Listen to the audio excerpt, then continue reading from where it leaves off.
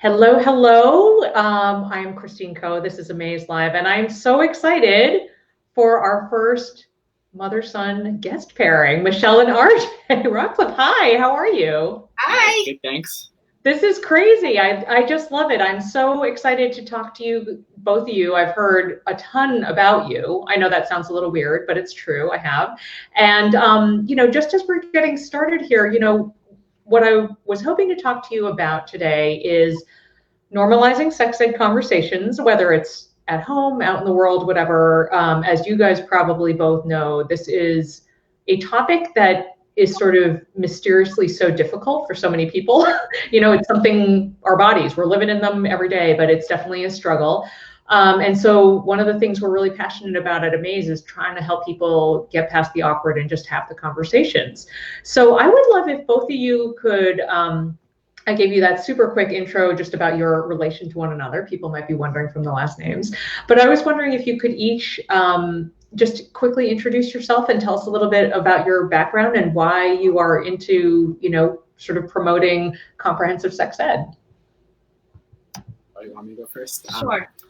Yeah, so my name is RJ. I'm an Amaze Youth Ambassador, and what I basically do for Amaze as an ambassador is I help the Amaze video creators help design their videos to best suit the kids' needs, and what's best comfortable, and basically just overall feedback in a kid's perspective on a certain topic of video. Yeah. And you're 15, is that right? Yes, I'm 15. Well, no, you're not. You're 14. Oh, 14. He'll be 15 soon. Yeah. Awesome. And are you a sophomore or a freshman? Freshman. Okay.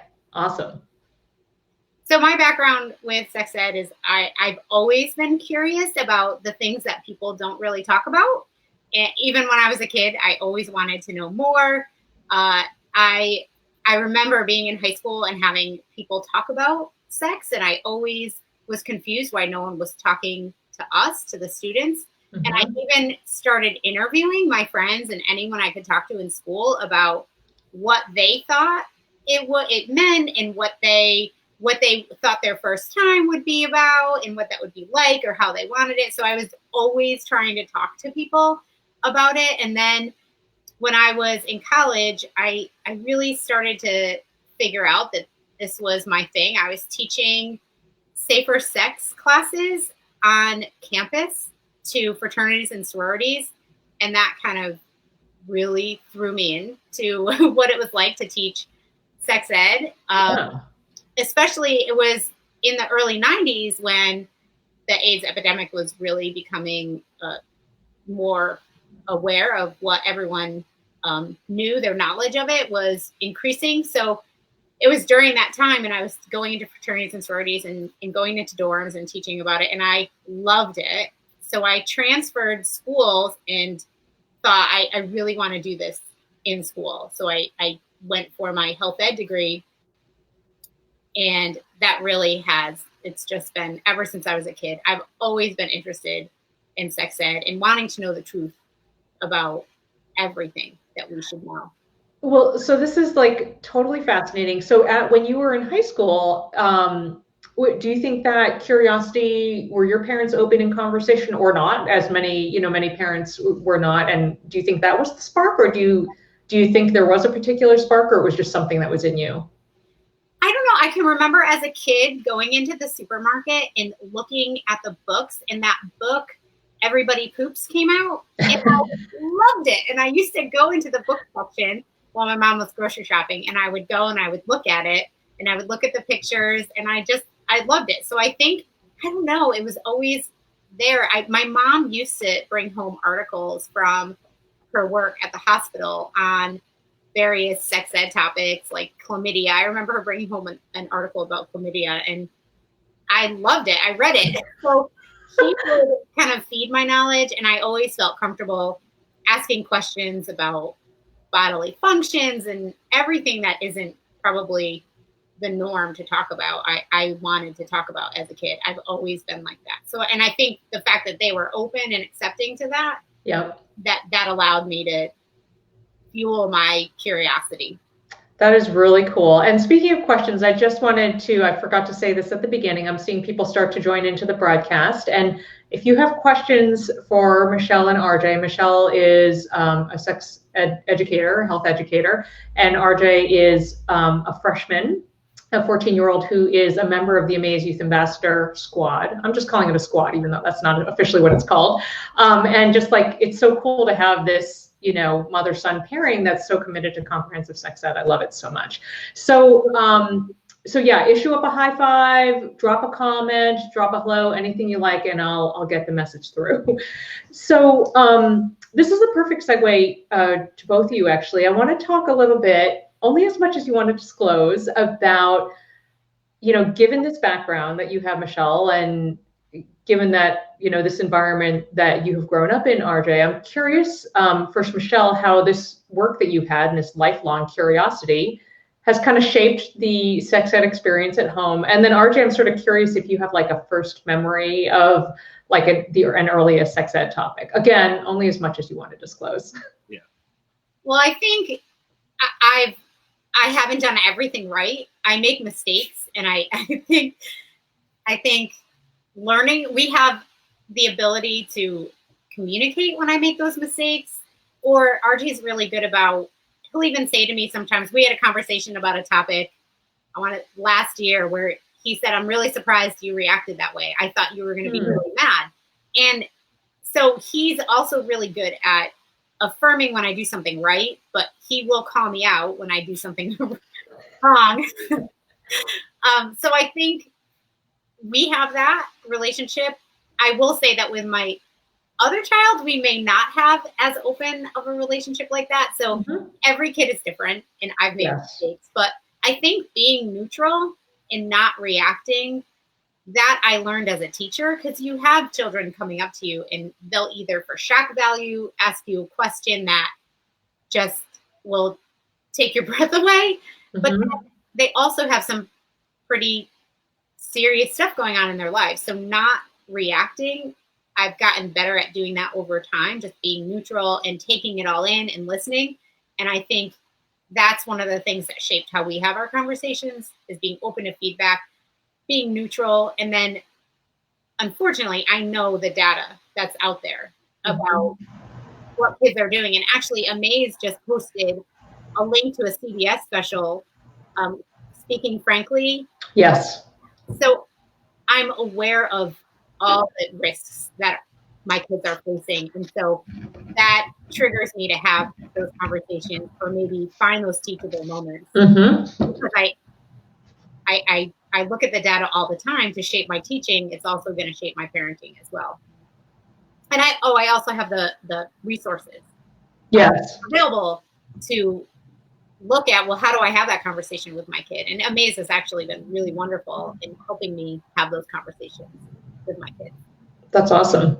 All right, what from the flip side, RJ, what is your what's your perspective on this?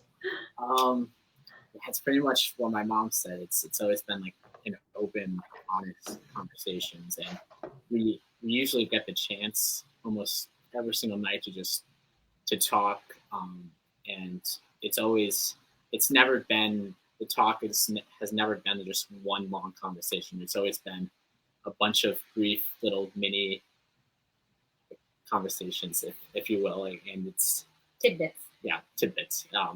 And yeah, it's never been, it's just been like open, honest conversations, like, and yeah.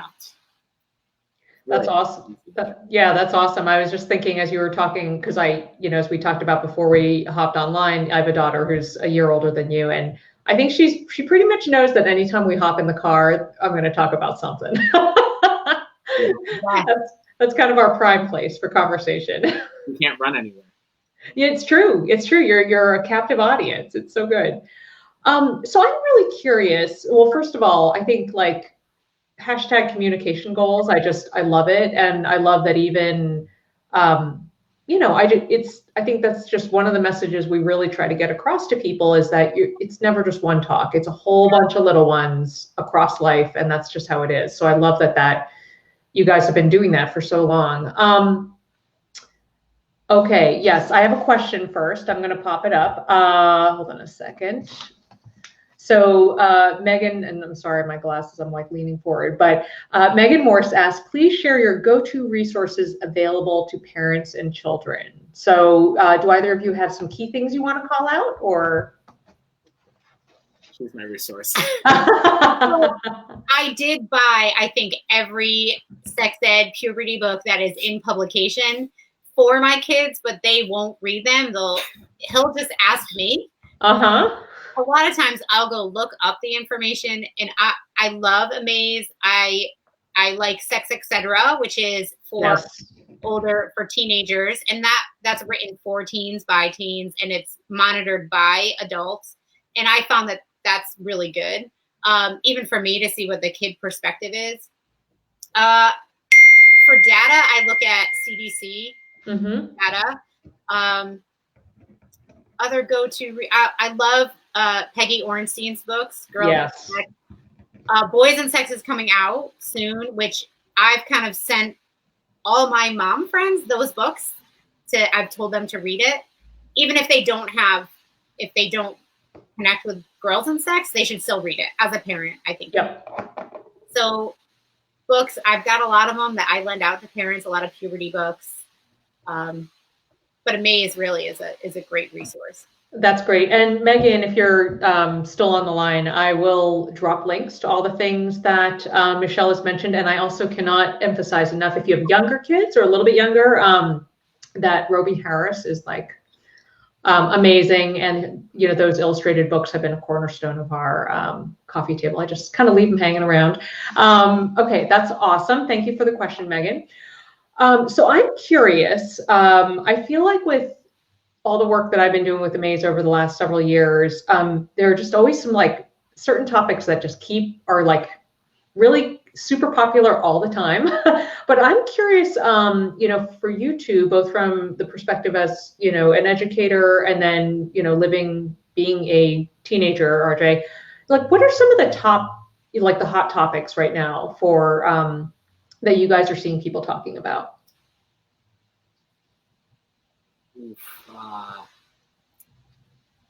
Maybe we're a little bit more like specific. Sorry. Well, so for example, your mom was just saying that there was just the CBSN special on porn. So I feel like right now, like everybody's, parents anyway, and educators are talking about porn. It's been the subject of Katie Couric's podcast and Lisa Ling's new show, and it's just everywhere.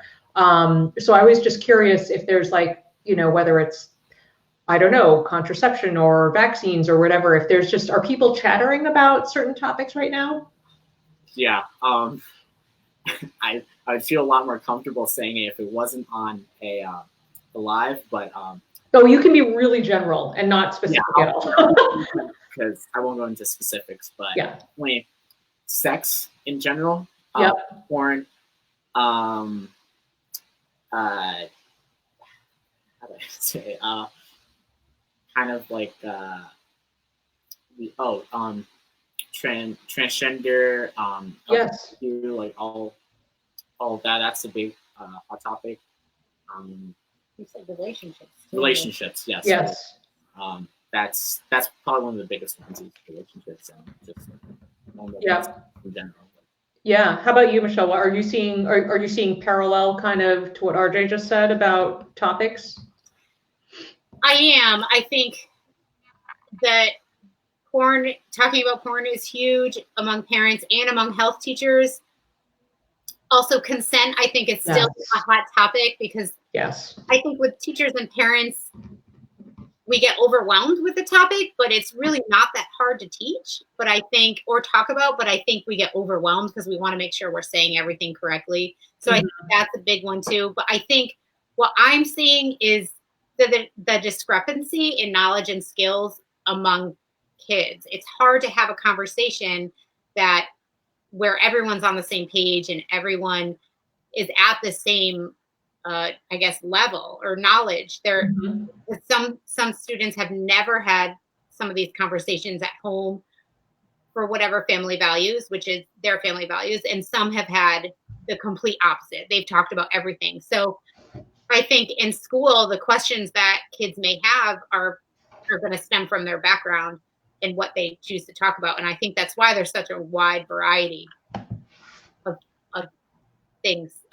Yeah, absolutely. And I think also, RJ, you had mentioned sort of transgender issues or gender identity. And I think a big part of that is, it's like a new vocabulary that people are kind of wrapping their heads around too. And then I think there's, what I've also seen in my experience, both as a parent and in working with the Mays, I think there's like a little maybe embarrassment if you don't know the terms and then you just kind of shy away from it altogether. So I think there's definitely a lot that's going on. But certainly I'll for, people who are interested, I'll drop, Amaze has a bunch of videos and all these things, but I'll drop some of the key ones that hit on those key topics, because it really is, you can get to a basic understanding in a pretty simple way pretty quickly. Okay, so RJ, I'm going to put you on the spot, and you can be I want you to be very, very honest. You, as I mentioned, are part of the brand new Amaze Youth Ambassador team. This just started a matter of months ago, which is crazy.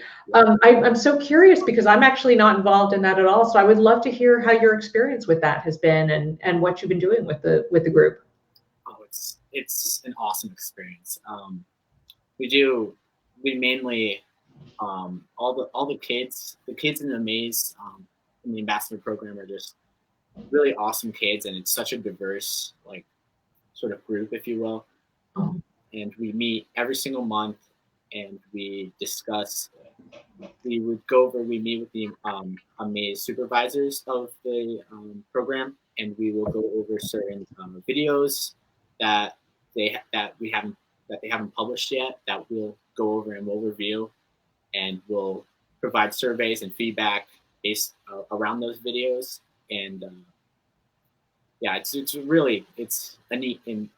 a neat experience to see as a 14-year-old, going through high school. It's definitely not something I would do every day. It's really interesting. That's awesome. Are you interacting with the group? Do you see each other on video at all? So have you learned some of the faces of people and stuff? Yeah, it's all done via Zoom cloud meetings. Oh yeah, okay. Yeah, we get to interact with each and everybody in the group, so it's nice.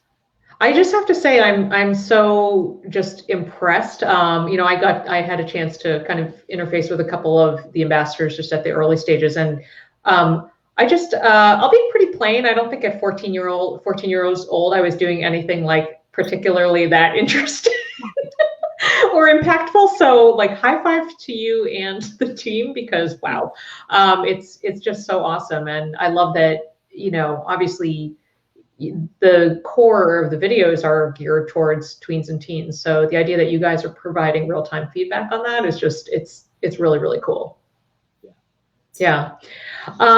Okay, so I would be curious. A lot of people, when we're talking to them, parents, they want strategies and they want practical tips. And so, we talked earlier about the importance of those kind of frequent, brief touch point conversations. So I would just love to hear if you guys have any other, key strategies or, oh, that's okay.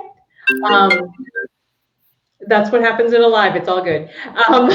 So I'm curious if you have any, key strategies that have really worked in addition to kind of frequent, often conversations for just normalizing, sex ed conversations, whether it's at home or out in the world with other people. I think start early and start often. They don't have to be really in depth or a lot of detail. But start early, start often. I love, you mentioned the car, getting in the car and having those conversations is really, really a great strategy. So whenever you're in the car, and even if something comes up on the news and you can't change it quick enough, then just have a conversation about that in your own way with your own values. I think other strategies would be to listen more than you talk, and know that you don't always have to have the answers. I love asking him questions about what he thinks about self. Kind of like what you're doing. Tell me about what kids think about this? Or if this happened, or I'll throw out a scenario. I kind of do that a lot where I have these like case studies or scenarios that I've used in my classroom or I've used at the high school level. And I'll ask him, well, what do you think consent would look like in this situation? Or what do you think would happen next? So I've done that with him. I've role played a little bit in the car when they can't escape. So I think those are really good strategies for normalizing those conversations. And I also have a partner who's very supportive about having those conversations as well. There's oftentimes at dinner where we talk about these things. So if everyone's on the same page and it's a team effort, and then it becomes normal. Yeah. Yeah. What would you say? No, I think you said it perfectly. Well, actually, you know what, RJ, I'd be curious, and I can start by asking you a question about whether something I did was totally off the mark. But I'm curious if there are things that like aren't particularly effective for you, as a teenager kind of receiving, because I remember like when I started doing this work, I got totally obsessed with the idea of being like the trusted adult for any kid who needed me, any of my kids' friends. And so, okay, so you're probably going to cringe inside, RJ, but at one of my daughter's birthdays, they were all teenagers, and at the end of the night, I'm driving them all home, and I said, they were talking about something, and something sort of tangentially related to relationships or something. And I said, okay, guys, I just want you to know that if you ever need somebody, you all have my cell phone. I can be your trusted adult. And they're all like, whoa, like what's happening? So I was probably like the most uncool person ever, although a couple of them did take me up on it. So I'm curious if there are approaches that, adults have had that, they're okay, but like maybe not as effective. That would be okay to know about too. Adults other than this one? Yeah, sure. Or her. I just want to say though that's great that you did that, because I think the more trusting and loving and honest adults a child can have in their life is really important. Yeah. I like that he can go to other adults instead of me. Yeah, and I actually, with both of my kids, and I have a young one that's quite young, but I have had conversations with both of them and said, there are some times when you guys might not want to talk to me, and that's okay. And let's think about some people who would be really good, safe people to talk to. And so each of them have some of those people, which like makes me as a parent feel really like much better too. Yeah, I don't think any adults have approached me about that topic, any of those types of health topics, apart from my dad. Those are maybe 30-second talks. Yes. And I'm not even sure how those start, but it's other than my mom and my dad, those are the only types of adults that I talk to. Yeah. And of course my doctor as well. Yeah. Of course, any questions. That's pretty much it. I think that's the same case for a lot of kids my age and older. Like they only talk to their parents about certain things, or friends, which is a big thing. Is just talking to your friends about it. Sometimes, like your really close friends. Mm-hmm. But yeah. Yeah. All right. Well, I know we are running short on time, and I have one more question I do want to ask you both. And actually, I just want to also take a moment for anybody who's joining the broadcast in now or is coming to it later, which a lot of people do. Please feel free to drop a comment or a question or an emoji or whatever you like in the comments below. So I think this is a good place to close, actually, is I still hear so many stories from parents and also teenagers about how meh school sex ed is. A lot of people I know, I mean, even, yeah, it's a struggle for a lot of people. So I'm curious about what you two see, both as an educator and, a teen advocate, which is really how I look at you, RJ. Like, what can both parties be doing to advocate for better comprehensive sex ed? Well, I find that I have parents that will pull me aside at open house and kind of whisper, thank you so much for doing what you do. And I want those people to just start yelling about it and really standing up for teachers who are doing good work, because teachers need those loud supporters to teach comprehensive, inclusive sex education. So speak up and support your teachers, and also ask. I think you can go in and meet with your teacher And you can ask them questions. I love inviting parents in to ask them, how do you have these conversations with your child within your values? And I'm very curious about the different values of my students, because we don't teach that in the health classroom. We don't want this to be the primary sex educator in the child's life. So I love talking to parents about what their values are and how they have those conversations with their kid. And I'm there to help. I love helping parents. So I think talking to your health teacher and demanding, if you can in any way, don't just say it, pull them to the side and say thank you. Really, maybe send a note to the administrators that I recognize how great this health teacher is, and I appreciate what they're doing, and supporting them in that way. And finding out, I always, his health teacher is probably super annoyed with me, but I ask him what he's talking about in class, because I want to follow up and I want to add my own values and where I think maybe they're missing. So ask if you can get online to what they're learning about, do worksheets with them. I encourage my students to do their homework with their parents. When it comes to health ed, I give family assignments that are optional. So I would do those homework assignments with your kid, and then also make sure your health education is medically accurate, it's skills-based, it's free. See if they have a policy. His high school has a comprehensive sexuality education policy, and they have a condom availability policy. Check out their policies, make sure their teachers are going for professional development and growing, because things change. In health, they change. What would you say? I took a lot of time. I forgot my answer. How do you think you can get good quality sex ed? How do you think parents can get good quality sex ed? Well, what should is there things that you feel like students, I mean, I think part of your work on the advisory board and also sharing about that is part of that equation, but I don't know if you have thoughts about, what you and your peers could do otherwise, like in the schools too. I don't even know if, teens ever would really advocate in their own schools, but I'm curious if you have thoughts on that. You go. I have an example. A big thing that I've noticed when I was studying sex ed is that some of the kids, well, in my certain region, they wouldn't take it as seriously as they should. It was all a big joke to them, and I feel like I'm not quite sure if that's their way of being comfortable with the topic, but some of them would just laugh at it, like whenever we would talk. For example, we'd talk about LGBTQ and all that stuff, and some people make homophobic comments, and it's just, I feel like it depends on your region, but I feel like students in general, they should keep a more open mind and with an acceptance towards your different beliefs that may come across during teachings. It's just, but I feel like for kids, it's also maturity as well. That's a big thing. Sure, of course.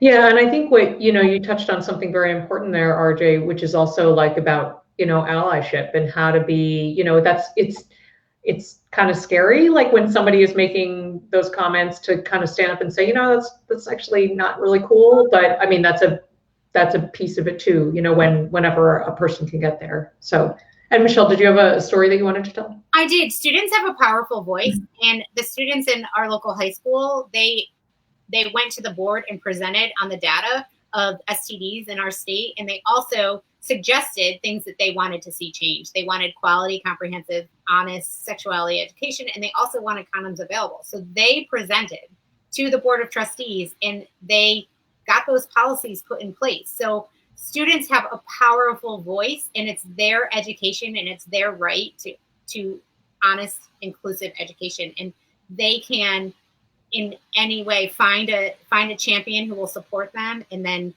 make those changes. Talk to your board, talk to your teachers. The students' voice are very, very powerful, and I don't think they realize it.